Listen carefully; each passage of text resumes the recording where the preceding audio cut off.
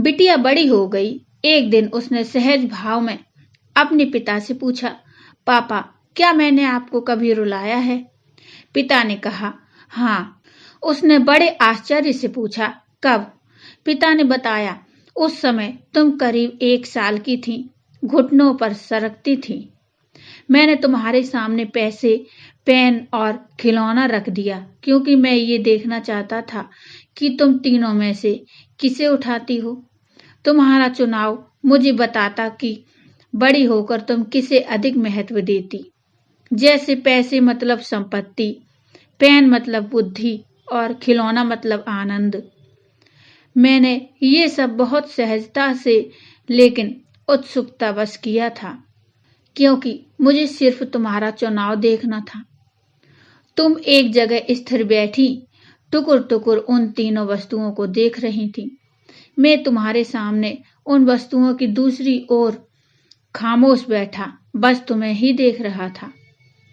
तुम घुटनों और हाथों के बल सरकती आगे बढ़ी।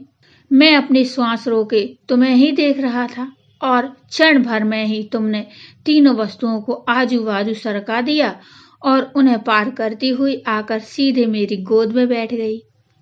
मुझे ध्यान ही नहीं रहा कि उन तीनों वस्तुओं के अलावा तुम्हारा एक चुनाव मैं भी हो सकता था।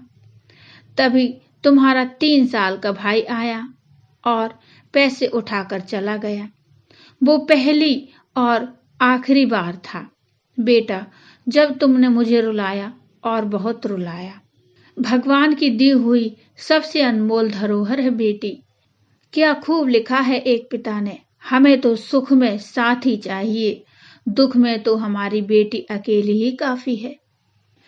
दोस्तों, बेटियां बेटों से कम नहीं बल्कि बेटों से आगे ही हैं। दोस्तों, यदि आपकी भी बेटी है तो कमेंट में उसका नाम मुझे जरूर बताइए। ये छोटी सी कहानी अच्छी लगी हो तो लाइक करिए और चैनल को सब्सक्राइब कर लीजिए। Thank you.